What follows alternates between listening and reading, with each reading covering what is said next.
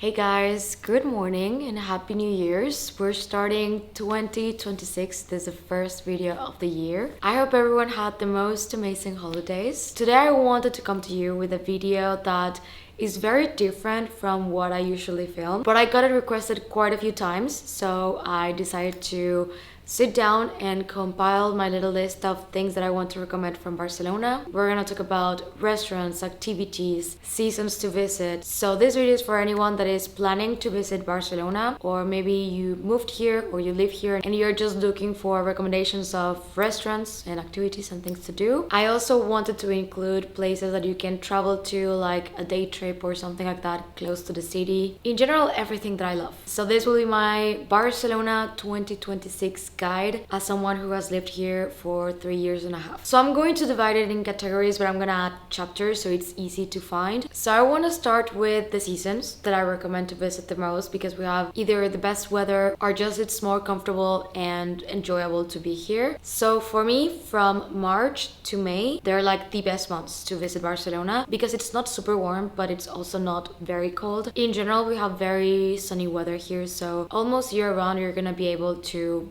find it to be absolutely beautiful. But it's not that full, it's blooming, everything is beautiful, and the weather is absolutely perfect. But I know that a lot of people want to visit during the summer, so I would then recommend to visit during June and try to skip July and August for a few reasons. So June is still not super high season, but it's definitely summer. It's not that hot because during July and August the heat can be quite unbearable. We are always trying to find a way to either stay indoors with the AC because it gets very hot, and also to add that during August pretty much everything is closed. So everyone is on vacation. The city doesn't shut down, but many things are going to be closed. It's not ideal. Most people want to come and see basically the city just full of life. August is definitely not the month.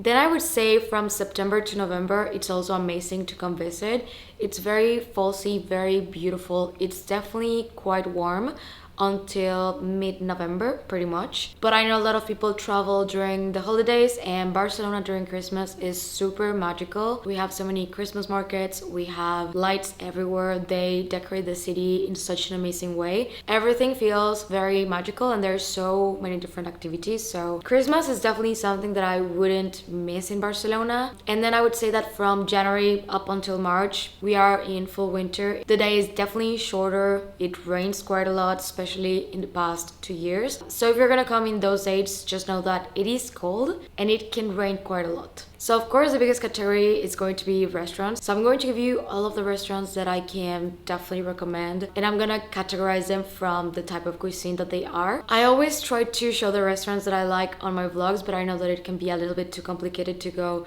to every single vlog to find the restaurants. So I sat down with Polo and we made a list of our favorite restaurants. So I'm gonna start with local food, so Spanish or Catalan restaurants. The first one is going to be Bar Milagros. We really love it, especially the terrace. I love the area where that restaurant is in. The wine is amazing, the food is really good. It is Spanish food, but it has a few things that are a little bit like mixed, so it is very enjoyable. I really love the duck brioche. It's so good. The croquetas are also amazing in that restaurant. Can highly recommend it. This one is perfect, I would say, for dinners or something a little bit more special. And I would say, like, on the same level, I would definitely recommend Clara. Clara is my husband's favorite restaurant in Barcelona. He loves it. Every single time that we have family visiting, we take them there. The food is so good, the wine is so good, the dessert I would never skip on the almond coulant. It's so good. This one is more classic Catalan food and it's super elegant, very enjoyable, and I just love everything that they have on the menu. So Bar Bocata is a little bit cooler, more contemporary. You have fun sandwiches, you also have very creative tapas. I would say that this one is great if you want something that's a little bit different. Verbena is small,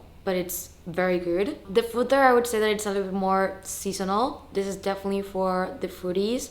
Everything is very artisanal, very curated, but so good. Bar Alegría is one that I really love because of the terrace. The food is really good, but I am someone who really enjoys just going and sitting on a terrace that has a pretty view so you can see people pass. We've gone there a few times and every single time I just keep saying it's beautiful and food is great. It has traditional tapas, but they're very, very well executed. Another one that we enjoy a lot and we go very often is cachitos. And this one is basically tapas. I really like to sit on the terrace. It's in La Rambla, but on the inside is very big. This one, I would not say that you need a reservation. For the other ones, I would say that you definitely need a reservation. We really love going to just have sangria. It has really, really good sangria, same as Casa Lolea. Casa Lolea is in El Gótico, and this one is inside. Very small. You do 100% need a reservation for this one, but their sangria is amazing and you can actually buy the bottles and just take them with you if you want. We really love the fake risotto. It's amazing. I also really wanted to recommend Los Caracoles. This is one of Barcelona's oldest restaurants and it's very, very authentic food, but especially snails. So I am not a fan of snails, but Polo is, and his family, they love them. It is very touristy, but it is good. I usually try to avoid very touristic restaurants, but this one is kind of like a must-have, and I think you need to see it. Like, it's super charming. It's really beautiful. Walking through the restaurant is like going through a maze of a very antique place with a massive kitchen. You can get lost going to the bathroom. That has happened to me, but the food is really good. Now, something that I get asked a lot, and we actually don't do it much, is brunch, but I do have 3 brunch places that I can definitely recommend. The first one, I would say that it's the most popular here in Barcelona, and it's Billy Brunch. They just have everything. They have English breakfast, they have pancakes. So if you want something a little bit more American, if you want English, if you want more traditional Spanish, they just have a little bit of everything, and everything is in general very good. They always have a line, so this one I would definitely recommend you to arrive quite early. Now, if you like waffles and pancakes, the EggLab is so good. They have chicken waffles, so it's something that you cannot find that easy here. They also have very healthy options in case that's what you're looking for, but that's usually my choice when we're just looking for something a little bit more like sweet and big and consistent. That tends to be like the main meal of the day. I really love it. Oma Bistrot is very, very pretty, very aesthetic, but the food is also really good. Every single time that we've gone, I've come out really happy. The food is amazing, but the place, it's really, really pretty for anyone looking for like a cute place to maybe take pictures or just to spend the morning. Now, we are Mexican, so of course, one of the first things that we did when we moved here was immediately starting to look for good Mexican restaurants. And I actually have really good Mexicans to recommend you. The first one is Jiribilla, and this one is a little bit of fusion. It's very authentic Mexican food, but with Spanish ingredients. I would say that this one is my absolute favorite and the best one out of all of the Mexicans that I'm gonna recommend you. It's a little bit more upscale, and we love it for lunch or dinner. Definitely need reservation. Also, the cocktails are amazing. Now, this one was a find that we really like to order, but you can definitely go, but there's always going to be a really massive line. And this is Taqueria Los Güeros, and it's €1 tacos. And I know that it's quite shocking that €1 tacos are this good, but they are really, really good. I love them. My favorite ones are the quesadillas de cochinita, which is basically the tortilla with cheese and cochinita, that it's meat. I think the quesadillas are a little bit more expensive than €1, but the price is amazing. And they do taste like very authentic Mexican tacos. Again, the line is always very long, so we just order to the house and it's amazing. We also love metle, and this is very authentic core like Mexican food. You're gonna find tamales, sopa de tortilla, like everything that is like, I would say, soul Mexican food. The owner is so nice. The place is really small, but I would say that it's like a great place to go have dinner with friends. My best recommendation is the tamales and the soup for sure, but they changed the menu quite a lot, so you're always going to find something different. And they do have a lot of vegan and vegetarian options for anyone that is looking for like an alternative. And for what I know, they're gonna open a breakfast place, that finding a Mexican breakfast place is going to be amazing for us. And last but not least, this one we haven't gone in quite a while, but the time that we went, it was really good, and it's Oaxaca.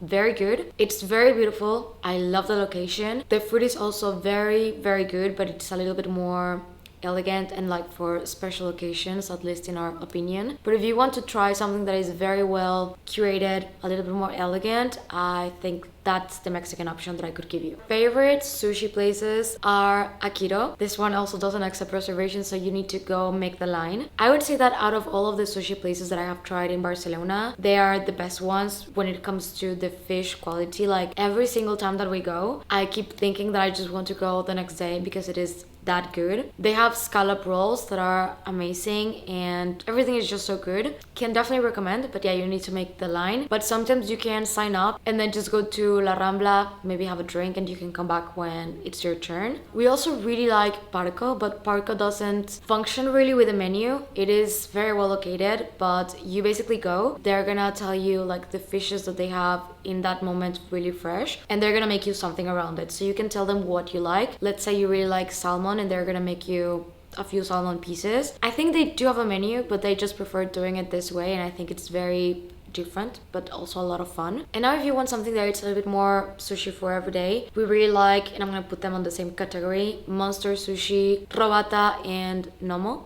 They're really good, perfect staples. Now sticking with Asian food, because we really love Asian food, I have 3 restaurants that I wanted to recommend. Mandarin Palace is so elegant but also so good. Like the food is really good. It's Chinese cuisine. The way that they plate the food, the restaurant itself, I really love going. It's very yummy. I love Mikan. It's Korean food. This one is kind of tricky sometimes to get a table. My best recommendation with Mikan is to go for dinner, because for lunch they have like the set menu of the day and you cannot really pick. They just have like boxes that are really good. But during dinner time, you can pick from the menu, and the spicy tofu, and Polo doesn't like tofu. He hates tofu. I love tofu, but he loves that one because it's so good. Everything of the menu, we love it, and they have a lot of natural wines. And we also really like hot pots. The Sichuan hot pot so far is the best one that we have tried, and we just really love the vibe and the idea of the hot pot, especially if it's a really big table, because you can order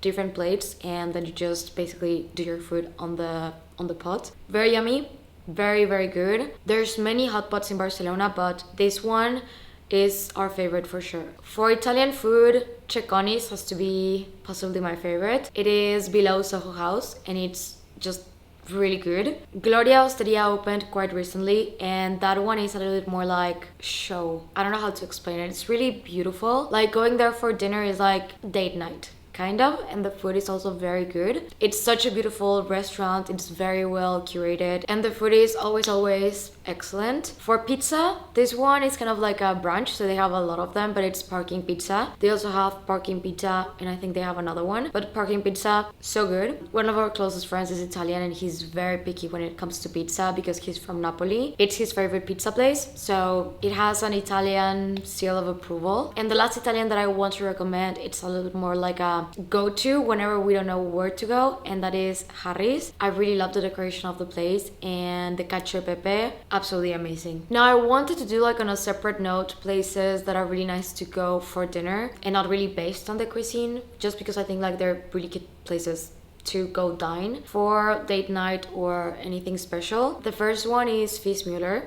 We go a lot, so if you watch my vlogs, you're probably going to be familiar with this one. The food is so good, and it's basically like an open kitchen kind of concept. It's a little bit more industrial, but the food is amazing. Every single dish on that menu is always a 10 out of 10 for us. Fiskebar has an amazing marina view, so if you want to have dinner with ocean view, Fiskebar is definitely the one, and the food is also amazing. We love it, especially the croquetas are so good, and they also have sushi, so they have a little bit of mix of everything, and their wine selection is amazing. And the other two for dinner that I want to recommend are Mesa Lobo. That one is very romantic. I just really love the way that it is at night, and the food is so good. They plate everything in a very unique way. The food is amazing. And Gresca. Gresca is more classic within the locals, I would say. It's simple but very delicious food. Now for the cafes, I'm not gonna go too deep into them. I'm just going to list them because they're just really nice cafes that are usually our go-to. The first one is La Papa. They also have a lot of vegetarian and like very healthy options. The other one is Raw Studio. It's very nice. It's also super beautiful. La Central, that is like a bookshop,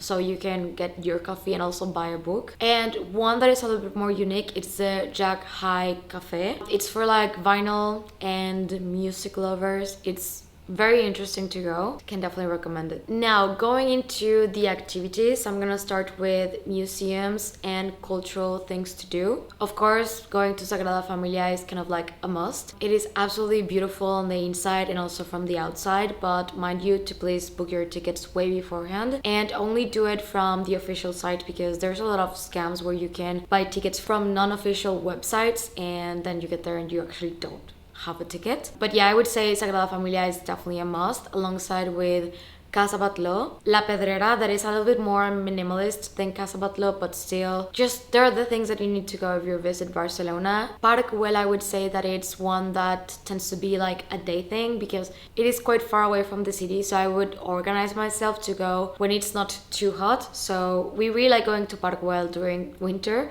because you get to walk a lot and you can get very hot. So this is not something that I would do in August by any means, but it is really nice and the views are stunning. Also going to Palau de la Música, it's one of the most beautiful concert halls that you're gonna see. It's all stained glass and detailed, so if you guys can make some time and go to see a concert there, it is so worth it. Or the opera, it's just majestic. It is absolutely stunning. Now for museums, going to El Moche Museum is something that could be very interesting. It's very trending modern art, so if you're looking for something that can be a little bit more immersive, definitely I would recommend to go to El Moco. El Museo Nacional de Arte de Catalunya, the building itself, it's stunning. It's literally a castle. And also it's one of the most beautiful sunset spots in all Barcelona. So if you go and you stay then for the sunset, it's amazing and they have so much art. Can definitely recommend going. We really love it. And if you really like architecture, the Basilica of Santa Maria del Mar is beautiful. That one is in the Gothic. It is not as grand as Sagrada Familia, but it's still very impressive and a must in my opinion. Going to a Barcelona football match is something that I think also everyone should do. I'm not the biggest fan of football, but it is just what you kind of need to do if you come to Barcelona. And last but not least, I would put Montjuic. You can take the cable car up there. That is very interesting. It has a beautiful botanical garden. The fortress, it has a lot of things to do. Now when it comes to views and walking routes, I think I already gave you a few places that have really beautiful views, but places to walk on, here we have so many, but I definitely have favorites. And if there's something that I love doing in Barcelona is walking. Definitely going to El Gótico and El Born. It's absolutely stunning. It is the oldest part of Barcelona. You have so many different little stores and shops. This is where usually we buy anything vintage, antiques, art. It's just full of life and different things that you should try. You can also find food, museums, activities. It is very small, very packed, but full of tons of things to see, and it's also very historic. Also walking in Gràcia, it just feels like a small village. It's really beautiful. There's tons of cute cafes, independent shops, and it's very different from El Gótico. The Ciudadela Park is also something that we love doing no matter the season. You can walk a lot there. It's beautiful. You have the fountain, you have dog parks, you have places that you can buy ice cream, coffee, have a little lunch. You have the little lake where you can row. You literally have everything that a massive park offers, and it's stunning. And for walks with ocean views, I definitely recommend walking from Barceloneta to the W Hotel. It's a really long walk, so you can just walk as much as you want. But yeah, you go along the coast, it's really beautiful, and you get to see a lot of different things. Now, when it comes to shopping, I think it's quite easy, because if you want to go to the big stores, everything is in Paseo de Gracia. There you're gonna find the big brands that you're looking for, including luxury. There's a little bit more on the top of Paseo de Gracia, and then you have the rest of the shops until you finish in Plaza Catalunya. That means Chanel, Zara, H&M, everything that you may need. But also in El Born and Gràcia, you're gonna be able to find the smaller boutiques that are like independent, that are more local. You're gonna find a little bit of everything in those two areas. And we do have an outlet that is like 40 minutes from here. It is very much worth going in case anyone was looking for like good deals, but also a beautiful outlet, and it's La Roca Village. You can take a bus or by car. We usually go by car, and you can find a little bit of everything. The food there is also quite good. I love going during Christmas. It's just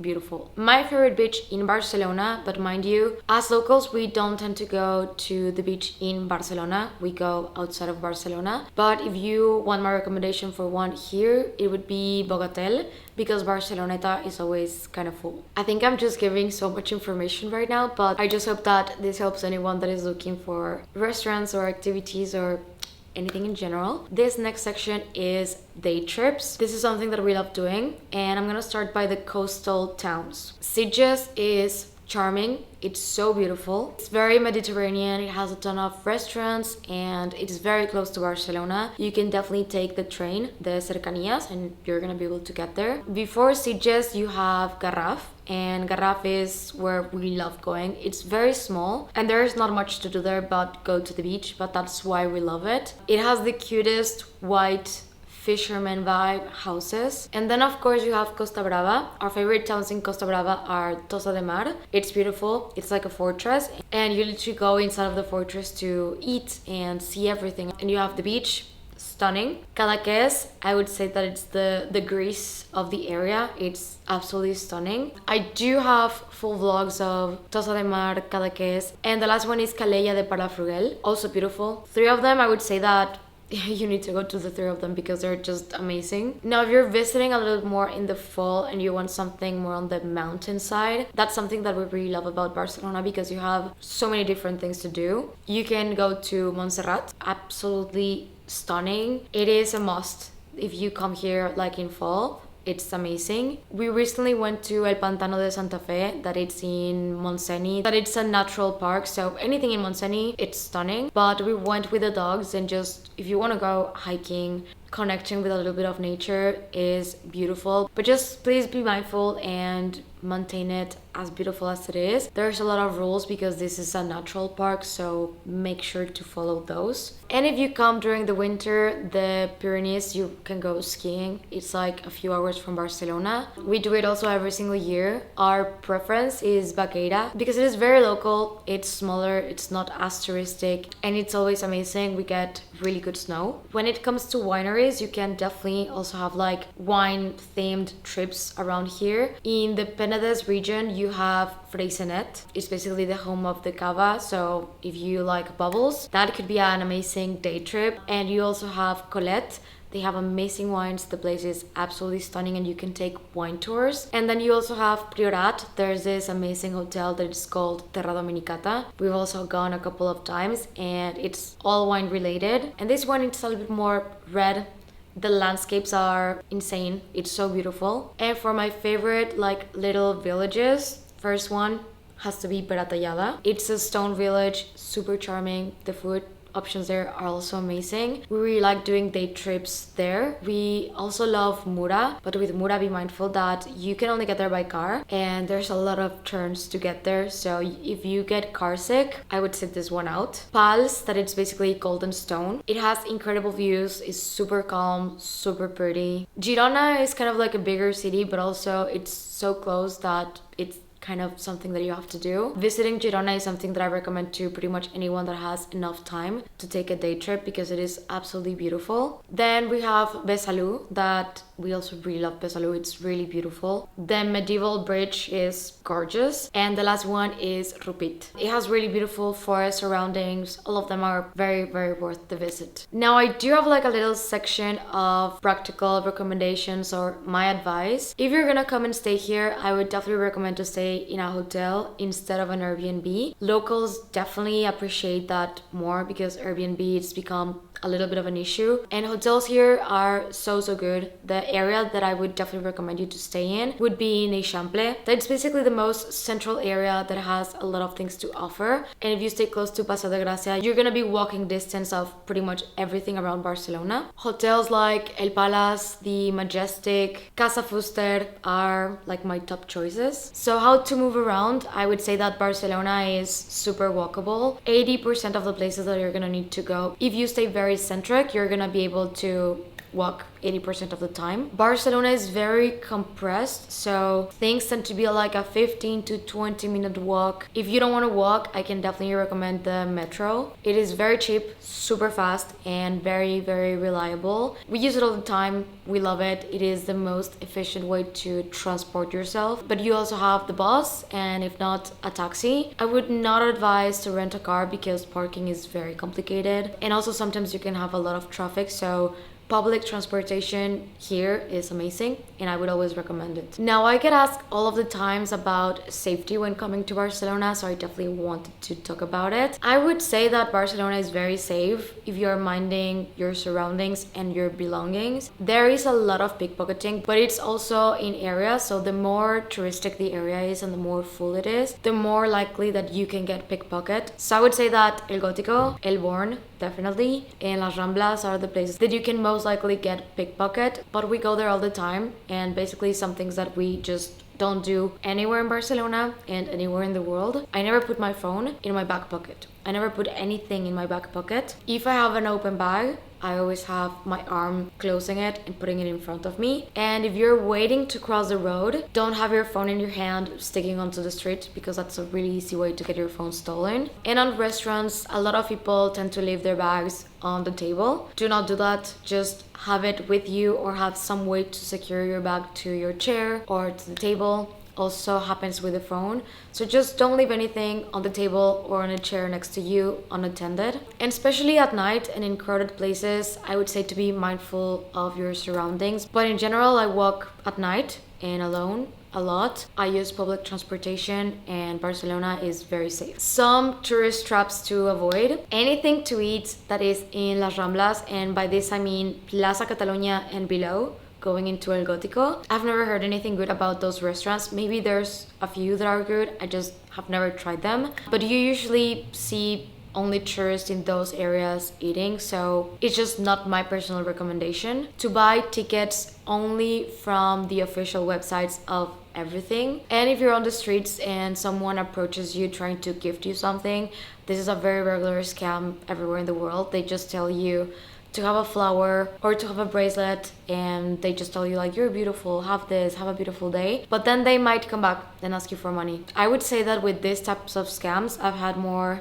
like bad experiences in Italy or in France than here, so we just don't see it that often. Now, regarding the language, Barcelona is in Catalonia, and Catalonia has its own language and its own culture. Yes, everyone speaks Spanish, but people here speak Catalan, so I would definitely recommend, if you're visiting, to try to learn a few words. No one here really expects tourists to come and speak Catalan. However, I think that it's going to be very appreciated from any local to hear a thank you, a please, a hello, a goodbye in Catalan. And you can just download Duolingo or learn online. It's very, very simple. Catalan is such a beautiful language. Since we moved here, we've been working on learning it and just doing little things like requesting for the menu in Catalan. You can get by.